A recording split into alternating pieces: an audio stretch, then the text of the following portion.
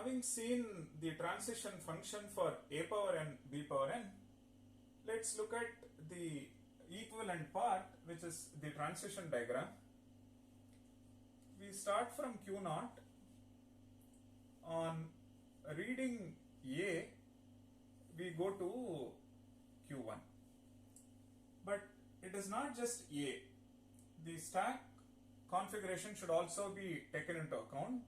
So we write A comma Z0 or A Z0, and when it is A Z0, we go to Q1, then stack becomes capital A Z0. So in the arrow itself, we write the input symbol, current stack configuration, and on reading this, moving to this, what happens to the top two symbols. So all that is captured via this. Now we are at Q1, and when we read A, stack symbol being capital A, it becomes AA, and we continue to stay at Q1. Fine. And we are at Q1, we read a B, stack symbol is this, we say perform pop, and we go to Q2. At Q2, we read a B, top symbol is this, we perform pop and stay at Q2 itself. Then when we exhaust the input tape, top symbol is Z0. You can either write Z0 or epsilon. We say Z0 and reach the final state.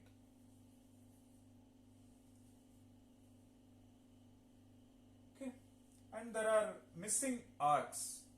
For example, from this you read a B, and we say that if we read a B, top symbol is Z0, then we go to something called reject state. Now there are other arcs as well, right? When you are in Q0, you read little a, top of the stack is capital A, then we reach this. So it's a deterministic finite automaton. If machine sees, we may not see things like this, right?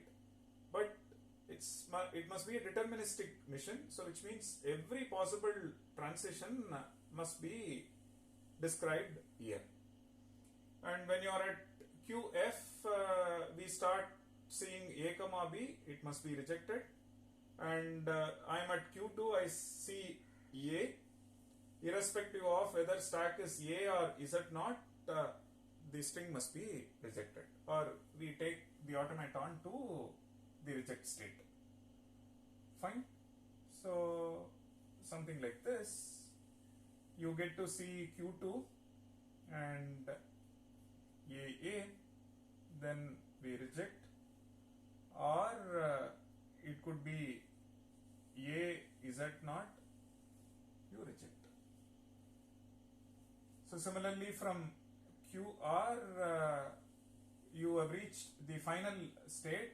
After this, you read say A, and then Z0, reject, and or you read a B, Z0, reject.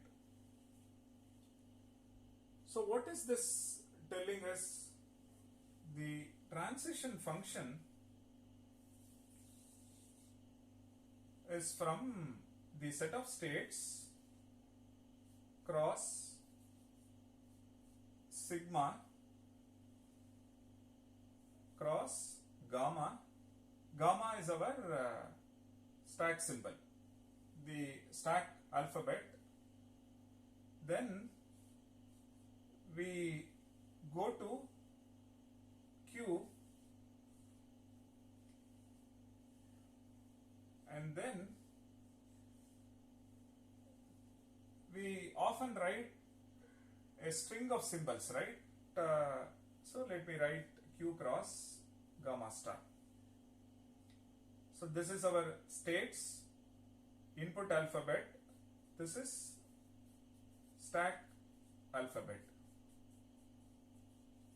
So for this example, Z0 is 1 and capital A is the other one.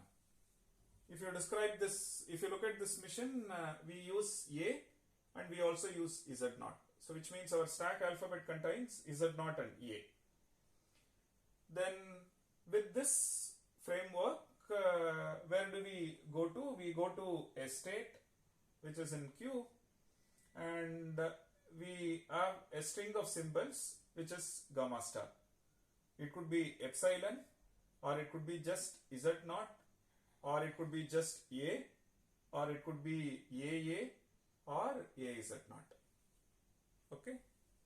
And so the transition function is from Q cross sigma to gamma to this, which is why things like this are taken into account, because being a deterministic mission, every triple, if you look at an element of Q, an element of sigma and element of gamma, for each of them I should define an output state.